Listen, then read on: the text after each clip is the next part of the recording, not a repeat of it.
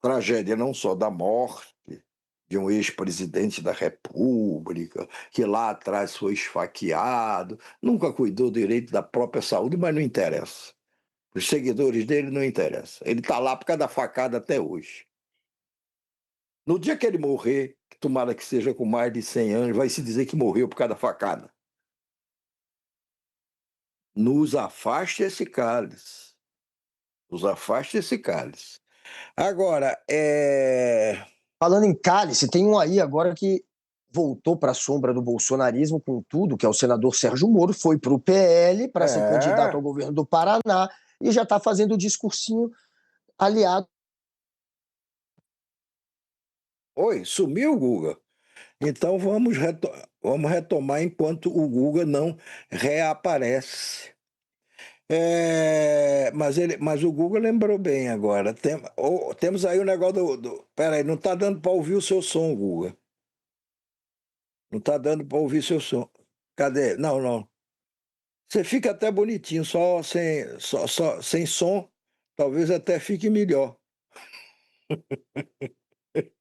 Mas cadê? Cadê o som? Mas voltando, enquanto o Guga perde a voz, deve ter sido o impacto dessa discussão toda que fez com que ele perdesse a voz. Temos também o Sérgio Moro. O Sérgio Moro, hoje, ele teve aqui em Brasília, o Flávio até participou dessa reunião no PL. E, finalmente, eu não sei se foi para assinatura, ou ali, se foi para assinatura de novo da filiação, ou foi para o lançamento oficial da candidatura dele. Não deve ter sido por financiamento. Ah, pronto. Então, hoje foi aqui numa cerimônia aqui em Brasília, na sede do PL, Partido Liberal, que de liberal só tem o nome, que o senhor ex-juiz Sérgio Moro assinou a ficha lá do PL e foi o lançamento semi-oficial, o pré-lançamento, digamos assim, porque o lançamento oficial só existe lá para julho, que é quando você tem as convenções partidárias, as convenções indicam os candidatos e tudo aí, mas se chama pré-lançamento. Muito bem, foi lançado, aí foi feito o pré-lançamento da candidatura do Sérgio Moro a governador do Paraná, para desespero do Ratinho Júnior, atual governador do Paraná. Essa decisão do Sérgio Moro de se lançar candidato ao governo do Paraná com o apoio do Flávio pesou extraordinariamente na decisão do Ratinho Júnior de não sair candidato a presidente pelo PSD. Porque o Ratinho Júnior, olha, ele até admitiria perder a candidatura para presidente da República, mas pelo menos ganharia ali uma exposição de não sei quantos meses no rádio, na televisão, e se tornaria teria um recall, como dizem, para em 2030 se lançar de novo. Aí já seria um homem conhecido nacionalmente, foi candidato na eleição passada, etc e tal. Ele admitiria até ir para perder essa eleição, se fosse o caso. Agora, perder o domínio político que ele existe, que ele exerce no Paraná, que ele tem sobre o Paraná, um estado vital até para os negócios de comunicação da sua família, isso não. Isso seria demais. Então, quando o Flávio teve uma conversa com o Sérgio Moro, com Sérgio Moro, não, me desculpe antes, na semana passada com o Ratinho, sondando ele, vem cá, Ratinho, vem para o meu lado, vem para o meu lado, você vira meu candidato a vice, a vice. Se você achar pouco, além de vice, eu te dou um ministério para você chamar de seu. Eleito, você é meu vice e meu ministro, como o Alckmin é, no caso de Lula. Mas o Ratinho não quis. Aí o que é que faz Flávio? Se alia ao Sérgio Moro, que é adversário do Ratinho no Paraná. Sérgio Moro, que está liderando todas as pesquisas. Está ouvindo, Guga? Ouve, tá legal, só um minutinho, eu estou concluindo para você poder falar. Sérgio Moro, que está com folga liderando essas pesquisas. Aí o Flávio disse: ok, Sérgio, vamos esquecer aqui o passado. Vamos esquecer que você foi ministro da Justiça do meu pai. Vamos esquecer que meu pai te sacaneou e te obrigou ou te forçou a pedir demissão do Ministério da Justiça porque o papai simplesmente queria mandar na Polícia Federal, que é uma coisa razoável. Não é razoável. A Polícia Federal é um órgão do Estado, não é um órgão do presidente da República. Mas muito bem, vamos esquecer tudo isso. O Flávio deve ter dito para o Moro. Até porque, Moro, em 2022, na eleição, você e papai, que estavam brigados, você se apresentou lá, no momento decisivo, e deu apoio ao meu pai. Então vamos esquecer o passado, deixar isso para lá, e eu quero te dizer que eu vou te apoiar no Paraná. Sem interesse nenhum, claro, a não ser você me dar um palanque lá para poder fazer o meu proselitismo. E aí eles se acertaram. Quando o Ratinho viu o acerto, ele disse: opa, peraí, não. Posso perder a presidente da República, mas deixar de mandar no meu estado, não. Eu vou botar aqui no meu lugar um afiliado meu. E tem lá 3 afiliados disputando a bênção do Ratinho Júnior. Foi por isso que o Ratinho Júnior ontem resolveu abdicar da candidatura presidencial dele. E ainda anunciou que, uma vez passadas as eleições, uma vez completado o meu mandato, porque eu tenho dívida com o povo paranaense, eu tenho de completar meu mandato. Oi, não pensava nisso antes? Pensou só depois que o Moro ganhou o apoio do Flávio? Mas eu cumprirei e depois vou presidir os negócios da minha família. Talvez seja o melhor que ele possa fazer mesmo. Mas nós temos hoje o Sérgio Moro lá, nessa cerimônia, e, claro, falando mal do governo federal. É um dos... Porra, não esqueçamos, e o pior é que tem gente que esquece, esse cidadão, seu Sérgio Moro, foi ele que prendeu o Lula. Condenou o Lula por uma série de crimes que o Lula teria cometido. E esse mesmo cidadão depois veio o Supremo Tribunal Federal e desmontou esse serviço que ele tinha prestado ao Bolsonaro. Desmontou, anulou as condenações e disse com todas as letras que o seu Sérgio Moro, nesse episódio do Lula, se comportou como um juiz parcial. Não isento, onde deveria ser isento, mas parcial. Aí o seu Sérgio Moro, sem toga, que abdicou da toga para poder ajudar Bolsonaro a se eleger presidente, ou a governar, melhor dizendo. Sem nada, mas com uma popularidade ainda grande no Paraná, onde todos o consideram um santo, não só no Paraná. Tem viúva de Sérgio Moro, tem órfão de Sérgio Moro nesse país inteiro, inclusive na imprensa. Mas muito bem, aí o seu Sérgio Moro chegou e disse: opa, tudo resolvido, vamos lá, estamos juntos. E hoje, claro, ele vai fazer o quê? Ele bate no governo na sua primeira fala. É natural, vai ser um candidato de oposição. Mas não bate no governo do Paraná, não. Bate no governo federal, porque a fixação dele está no Lula. Solta aí o que é que ele disse. Quero dizer uma coisa de início, Flávio. O Paraná não vai lhe faltar.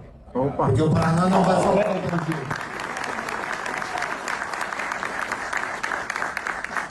4 anos atrás, eu acompanhei seu pai nos debates presidenciais do segundo turno, porque eu acreditava que nós precisávamos derrotar o Lula. Sabia que se o Lula ganhasse, e tinha esperança que não ganhasse, ia descer uma sombra sobre o país. Essa sombra foi pior do que eu imaginava. A economia ficou desorganizada. Tributo, imposto, taxa, sufocando a iniciativa privada e sabotando o nosso desenvolvimento. A roubalheira voltou em uma escala inimaginável. Roubaram até os aposentados e pensionistas do INSS, as pessoas que mais precisam. Isso sem falar desse gigantesco escândalo do Banco Master. 3, e as suas palavras muito sábias, a segurança pública.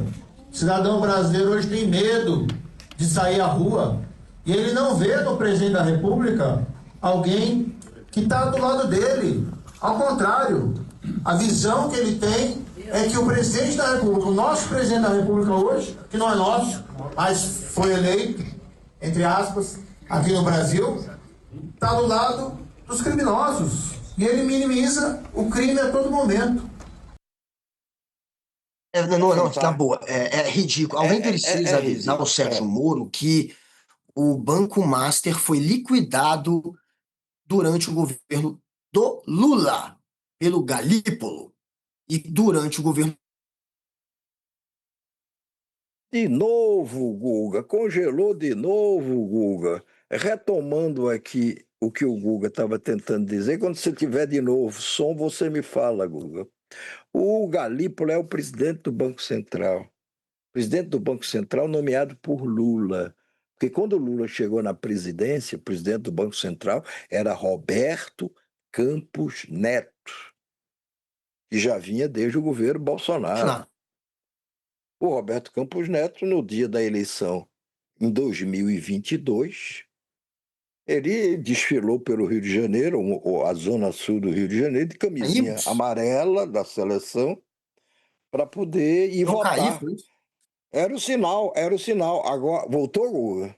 Voltei, eu acho. Mas, enfim, avisem ao Sérgio Moro. É muita hipocrisia ele fazer um discurso tentando atrelar Banco Master, que foi um caso de corrupção que ganhou muito corpo durante o governo Jair Bolsonaro e que tem o líder desse esquema, o Daniel Vorcaro, como o maior doador de campanha do Jair Bolsonaro, ao Lula. É patético atrelar esse caso ao Lula, como também o do INSS, que tanto o Banco Master foi liquidado durante o governo Lula, quanto o esquema do INSS foi desmantelado durante o governo Lula. Ele sabe disso. Esse sujeito foi um juiz, ele era da justiça e ele se presta a desinformar e a tentar jogar uma narrativa mentirosa que liga o governo a esses escândalos. Ou seja, esse sujeito era juiz, esse sujeito julgou o Lula. Então, quando eu vejo o Moro fazer esse tipo de discurso, ele só acaba de enterrar por vez a reputação já enterrada a 7 palmos, mas ele consegue piorar, da Lava Jato. Era esse o juiz, esse sujeito capaz de mentir aí na cara dura, fazendo um discurso desinformativo, tentando enlamear o governo atual com escândalos que são do Bolsonaro, dessa turma que ele está do lado, do Valdemar da Costa Neto, que ele vivia atacando, chamando de mensaleiro, que agora ele se curva e está aí ao lado, se prestando esse papel de fazer a narrativa golpista. Você sabe outra coisa? Falou a eleição do Lula entre aspas. Como entre aspas? A eleição não, rapaz, ele não ela se passou conforma. pelo crivo da justiça. Ele não se conforma porque ele achava que ele seria o salvador da pátria. Ele, o Dallagnol, esse pessoal que estava ali em torno da Lava Jato. A fraude toda. Eles tinham um projeto de poder. Eles chegaram a ter um plano ali para usar uma parte do dinheiro devolvido pelos que tinham desviado ou se apoderado do dinheiro público em parte da Petrobras, que era o escândalo do Petrolão. Eles chegaram a ter um plano ali de usar parte desse dinheiro devolvido para montar ali uma organização, uma sociedade, uma coisa que fosse... Combate à corrupção. Olha que piada. De combate à corrupção. Olha que na verdade, ia projetá-los ainda mais para o futuro político desse país. Dallagnol aí com essa carinha de santo e o Sérgio Moro, que não tem cara nenhuma de santo. Eles tinham esse projeto. E aí esse projeto foi para o espaço. principalmente porque o seu Sérgio Moro aceitou largar a toga contra a opinião da maioria da sua turma e servir a Bolsonaro. Agora, uma coisa que as pessoas esquecem tudo, ou quase tudo. Uma coisa que seguramente está esquecida é que o Sérgio Moro, enquanto comandou a Lava Jato, enquanto pousava de um homem que veio redimir o país, o grande combatente da corrupção, etc. e tal, foi o juiz, seguramente é um dos juízes da história, não sei dizer se é o único, que foi mais condecorado pelas Forças Armadas. Ninguém foi tão condecorado pelas Forças Armadas, justamente no período em que ele estava lá, comandando a Lava Jato, do que o seu Sérgio Moro. Coleção de medalhas dele, títulos honrosos, dado pelos militares, é enorme.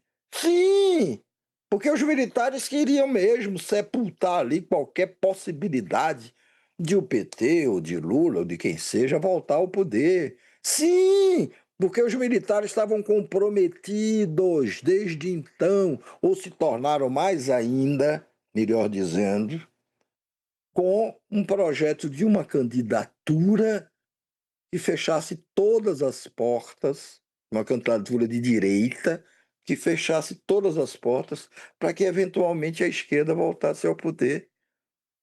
Então, quando Ó, aparece essa candidatura, que era a do Bolsonaro, os militares aderiram na mesma hora, votaram em massa em Bolsonaro. claro. Votaram em massa, foram governar com Bolsonaro, ocuparam inúmeros cargos públicos que eram antes reservados aos civis. O que teve de milico empregado no governo Bolsonaro foi uma enormidade. Uma coisa puxa a outra, entendeu? Isso é como uma caixinha.